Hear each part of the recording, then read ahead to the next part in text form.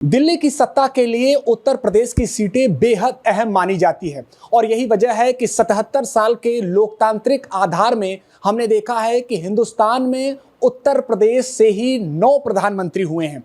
पूर्वांचल की बात कर लें तो पूर्वांचल ने 5 प्रधानमंत्री बीते 77 सालों में देश को दिया है।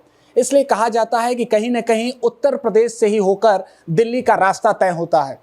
2024 लोकसभा चुनाव को लेकर बिगुल बज चुके हैं और हम भी बात कर रहे हैं पूर्वांचल से जुड़े अनसुने सियासी किस्सों को लेकर। हमारे साथ बातचीत के लिए जुड़े हैं अरुण मिश्रा जी, जो दशकों तक पूर्वांचल से जुड़ी सियासी खबरों को आप तक पहुंचाते रहे हैं और विशेष तौर पर राजनीति हो या लोकसभा चुनाव हो, उनमें इनकी सक्रिय भूमिका देखी जाती है। अरुण जी, खासतौर पर अगर उत्तर प्रदेश की बात कर ली जाए तो 9 प्रधानमंत्री दिए हैं 77 वर्षों में। क्या वजह है उत्तर प्रदेश की सीटें इतनी महत्वपूर्ण मानी जाती है? देखिए, उत्तर प्रदेश पूरे देश का नेतृत्व इसलिए करता है कि सबसे बड़ा यह प्रदेश है, आबादी के लिहाज से, क्षेत्रफल के लिहाज से, और चाहे किसी भी क्षेत्र में शिक्षा हो, व्यवसाय हो, किसी भी क्षेत्र में उत्तर प्रदेश का सबसे बड़ा योगदान रहा है। आप नेहरू जी से लेकर के लाल बहादुर शास्त्री को लीजिए, इंदिरा गांधी को लीजिए, चंद्रशेखर को लीजिए, बीपी सिंह को लीजिए, राजीव गांधी को लीजिए, और अब तो वर्तमान में प्रधानमंत्री नरेंद्र मोदी हैं। तो उत्तर प्रदेश ने आबादी की बात नहीं है, सबसे ज़्यादा सीटें भी हैं, 80 सीटें हैं। जो भी आदमी चुनाव भी लड़ता है, जब भी लोकसभा का चुनाव हुआ तो सबसे ज़्यादा सीटें जिस भी पार्टी को मिली उसने सरकार बनाई। कोशिश ये रहती है कि उत्तर प्रदेश में राजनीति का इसलिए भी गढ़ कहा जाता है कि आप ध्यान दीजिए, यदि कभी मोरारजी देसाई को भी बनना हो या देवेगौड़ा को हो, तो यूपी की सियासत ने जो भी लोग रहे वहाँ पर, उन्होंने उनको समर्थन दे करके सरकार बनवाई।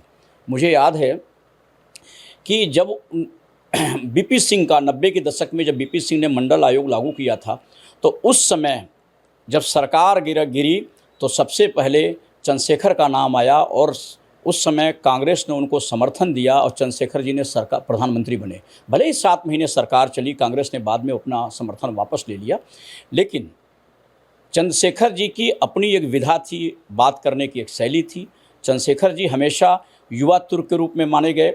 वो खरे खरे बोलते थे, जो भी बातें, स्पष्टवादिता उनके अंदर थी। ऐसी स्पष्टवादिता बहुत कम, वो संसद भवन में भी विपक्ष के लोगों से भी सहयोग मांगना पड़ता था तो वो सहयोग मांगते थे। तो क्योंकि स्पष्टवादिता वाले चंद्रशेखर बहुत दिन तक टिके नहीं रह सकते राजनीति में, तो ऐसी स्थिति में कांग्रेस के साथ उनका मनमुटाव हुआ, बहुत सारे मुद्दों को लेकर के सरकार गिरी। लेकिन मुझे लगता है कि उत्तर प्रदेश ने बहुत सारे प्रधानमंत्री ही नहीं दिए, देश को एक नई दिशा दी इस प्रधानमंत्री के जरिए। नेहरू से यदि जोड़ेंगे तो नेहरू जी ने उपनिवेशवाद को, जिस तरह से विदेश नीति जिस तरह से नेहरू जी की थी, उनसे लेकर के आज तक प्रधानमंत्री नरेंद्र मोदी ने जिस तरह से विश्व स्तर पर भारतीय जनता जिस तरह से देश का नाम ऊंचा किया है, वो मुझे नहीं लगता कि आने वाले दिनों में भी मुझे लग रहा है कि उत्तर प्रदेश ही केंद्र की राजनीति का मुख्य केंद्र बिंदु होगा। अरुण जी, जैसा कि चंद्रशेखर जी का आपने जिक्र किया, तो कोई एक ऐसा सियासी किस्सा आपको याद आ रहा होगा जो आप बताना चाह रहे होंगे दर्शकों को? खासतौर पर एक उनका चर्चा होता था कि जब वो आ रहे थे तो अपने लोगों से मिलने के लिए उन्होंने ट्रेन रुकवा दी थी, वो जाना नहीं, चंद्रशेखर जी कभी भी वो ट्रेन से ही यात्रा ज़्यादातर करते थे, जिससे उनके रास्ते में बलिया के इब्राहिम पट्टी के रहने वाले थे। और वो जब राजनीति में थे, जब वो इलाहाबाद छात्र संघ की राजनीति में थे, जिस समय इमरजेंसी लागू, वो देखिए नरेंद्र देव जी के शिष्य माने जाते थे। तो ऐसी स्थिति में वो हमेशा जो छात्र राजनीति में भी पूर्वांचल के छात्रों के बीच में रहनुमाई करते थे, अगुवाई करते थे। जब वो प्रधानमंत्री बने तो कहीं भी ट्रेन रुक जाए, मान ली किसी स्टेशन पर रुक गई, तो वो सारे प्रोटोकॉल तोड़ करके स्टेशन पर लोग जुड़ जाते थे कि चंद्रशेखर जी आ रहे हैं। किसी भी क्षेत्र के लोग रहते थे यूपी में तो उनसे मिलने के लिए उतर जाते थे। कई बार ऐसा हुआ है, एक बार किसी ने चेन पुलिंग कर दिया, ट्रेन रुक गई, लगा कि चंद्रशेखर जी जा रहे हैं, तो वो रुक गए, उतर गए और 2 मिनट जनता से मिले, हाथ हिलाए चले, वो खेतों में चले जाते थे। मैं आपको बता दूं, चंद्रशेखर जी के बारे में जो हम लोगों को जानकारी है, वो राजनीति में नहीं आना चाहते थे। आप कभी राम बहादुर राय जी की एक किताब है, उसमें उन्होंने लिखा है इस चीज़ को। वो जब इलाहाबाद में पढ़ाई करते थे तो उनको लगता था कि अरे नहीं, हमको राजनीति में नहीं आना है। वो होटल खोलने के पहले चक्कर में थे, उसमें पैसा इतना नहीं था जिससे कि वो कोई होटल खोल सकें, क्योंकि पैसे 10 लाख रुपए को, उस ज़माने में 10 लाख की कीमत बहुत थी। उन चाहते थे कि कोई हम बड़ा होटल खोलें जिससे हम व्यवसाय में आएँ। बहुत दिनों तक इस चक्कर में थे। लेकिन जब मंडल उसके समय अंग्रेजी हटाओ आंदोलन शुरू हुआ तो उन्होंने उसमें कूद पड़े। तो बाद में वो राजनीति में आए, नरेंद्र जी के विचारों से प्रभावित होकर वो राजनीति में आए। और राजनीति में आए तो स्वाभाविक है कि उनका तेवर ही अलग था, इसीलिए उनको पूरे देश में किसी भी नेता को युवा तुर्क के रूप में नहीं स्थापित किया गया। उन्हीं का नाम के आगे युवा तुर्क चंद्रशेखर जी लिखा गया। वो एक सामान्य आदमी थे।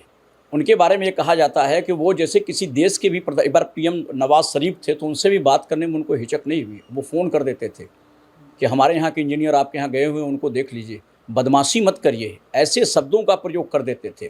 उनके दूसरे देशों के भी नेताओं से अच्छे रिश्ते थे, उतना ही रिश्ते अच्छे थे जितना वो विपक्ष के नेताओं से भी रखते थे, जितना उनके साथ कांग्रेस के नेताओं से उनके अच्छे रिश्ते थे। कांग्रेस में हो करके भी उन्होंने एक बार, जिस समय उन्होंने आपातकाल लागू हुआ था, कांग्रेस में थे, लेकिन उन्होंने इंदिरा गांधी से कहा था कि आप मुझे कैद में रख सकती है, मेरे जुबान को कैद में नहीं रख सकते।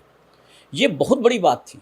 तो ऐसी स्थिति में चंद्रशेखर जैसे लोग, वैसे ही कमलापति त्रिपाठी थे, आप समझिए रेल मंत्री हुए, उत्तर प्रदेश के मुख्यमंत्री थे, कांग्रेस के अध्यक्ष भी थे।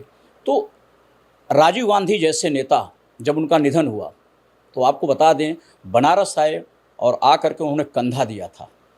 और ये कहा जाता है कि जब वो चंदौली संसदीय क्षेत्र से, उस समय चंदौली बनारस का हिस्सा हुआ करता था, तो क्योंकि वो जब मुख्यमंत्री थे तो वो चले जाते थे पब्लिक के बीच में, ऐसे ही उनको हर गांव में चले जाते थे।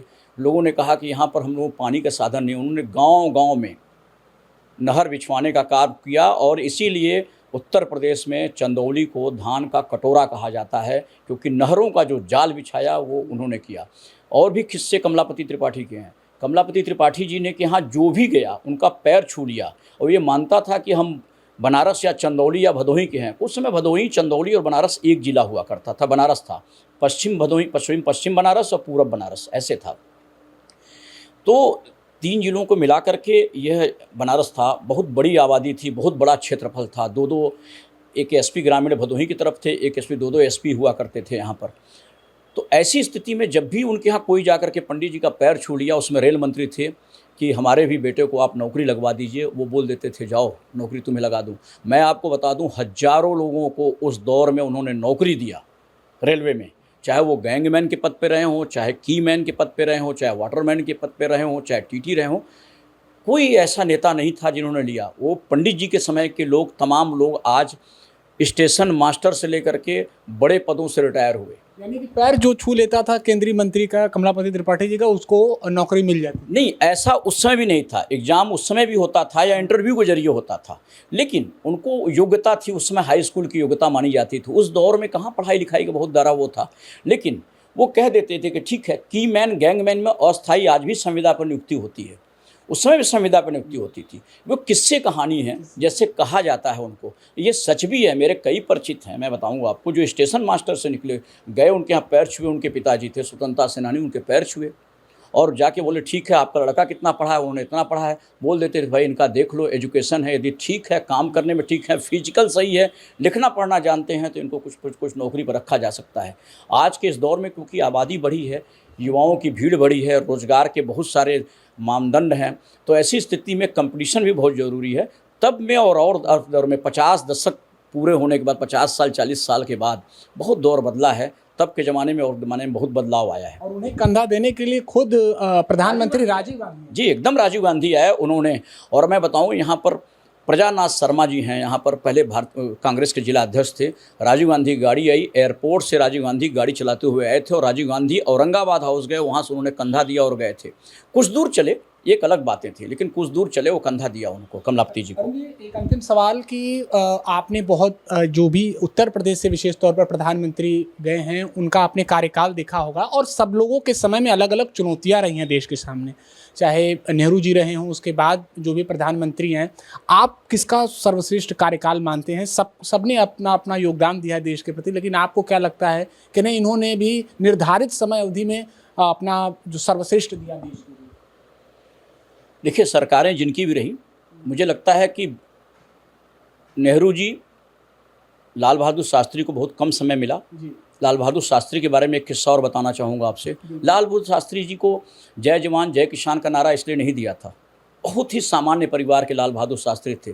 उनके बारे में किस्सा है, ये भी है कि उसमें पुल नहीं हुआ करता था, गंगा पे तैर करके आते थे और वो यहाँ पर पढ़ाई लिखाई करते थे, आप समझिए। तो कहीं ये इसमें कहीं दो राय नहीं है कि हर जो भी प्रधानमंत्री बना अपने तरीके से उन्होंने पूर्वांचल को या देश को नई दिशा दी, एक अलग बात है। लेकिन मैं अभी भी कहता हूँ कि प्रधानमंत्री नरेंद्र मोदी की जो सोच है, निश्चित तौर पर वो विकसित भारत के प्रति एक नया नज़रिया उन्होंने बदला है।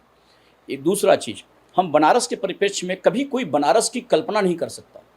लाल बहादुर शास्त्री जी भी बनारस के थे। मैं अभी भी कहता हूँ कि इंदिरा गांधी के शासनकाल में पूर्वांचल का या जो हाईवे चतुर्भुज योजना के तहत आप देखेंगे, जब ये कलकत्ता टू दिल्ली के लिए एक रास्ता गया है, NH2 गया हुआ है BHU के पीछे से, जो NH2 है 6 लेन जी।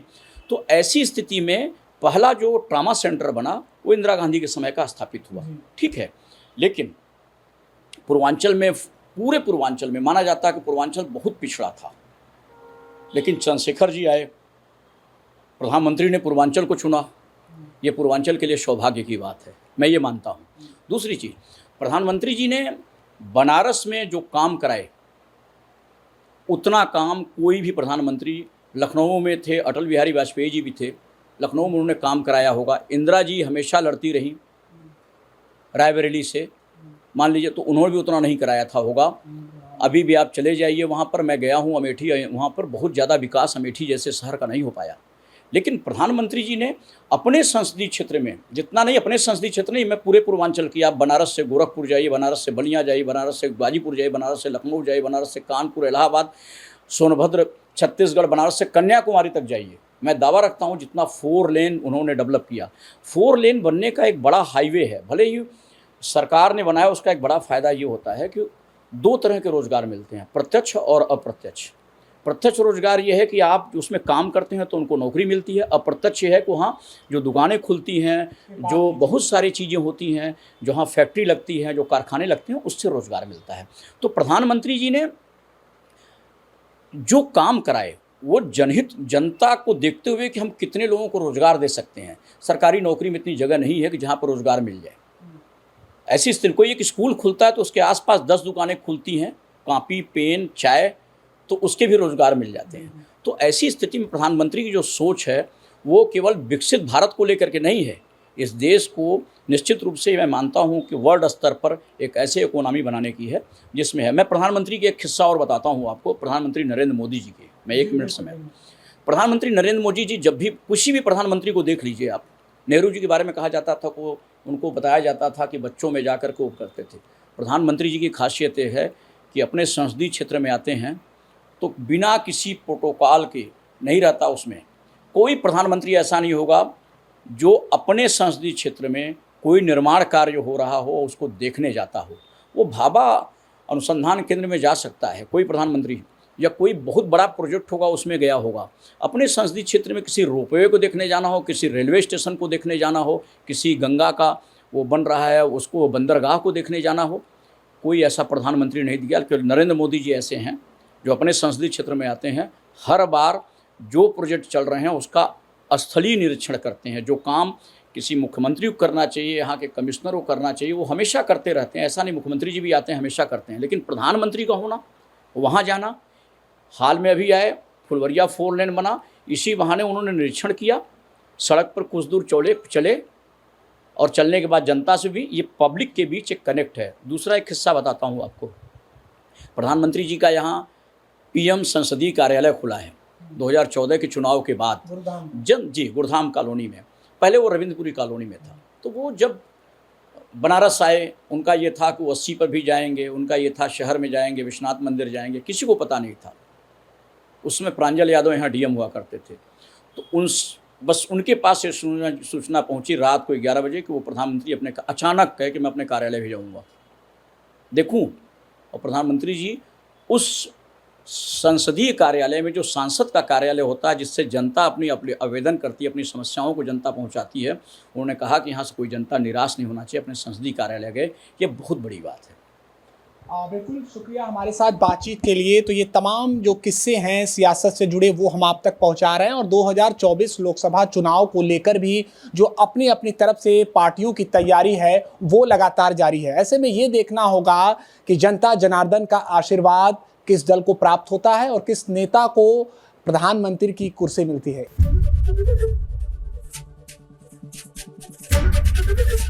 एबीपी गंगा, खबर आपकी, जुबान आपकी।